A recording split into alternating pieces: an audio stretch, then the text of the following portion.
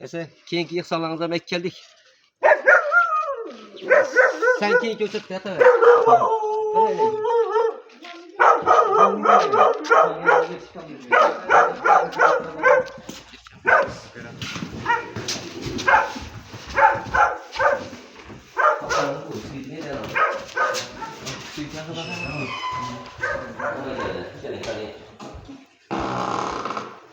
Wah, mau lagi anda sudah.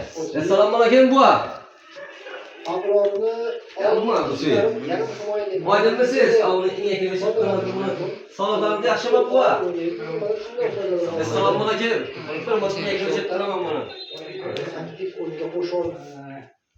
Ayda oturup mısınız?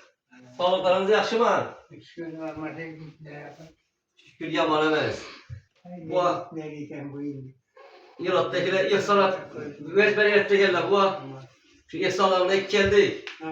İbrozlarında savap bulaktı. Yırat'takiler yasayak tuttu. Akın çirem şu karışıkta bir bela uçla benim ayak yine. Hadi şetti ayaka. Kozlarım sıngan bu. Ha, sınkagan. Çaşa gitip bu. Onu epeyse. Sen bir dedi bilin epeyseyi götürürüm beraber. Benim 86 yaşım var. Ayımız evinde sigaret yaşıyor aşağı. Hadi dersini verdiğin açın bana. Yok, nayı oturulmaz. Bir dua kılsanız getiriniz bize. Ya sanatçılar hakkında bir dua et koysanız omlet yerseniz geçecek mi? Orayı kapkalarımı çoğular yaratım bana sağ orta emet olup yüzüyor sevgiyi aktık soğuk bak oturmak nasip etsin. Hiç kaçan malıyım, sırmalıyım bana sağ Allahu Ekber. Esef bu hakkayt bize.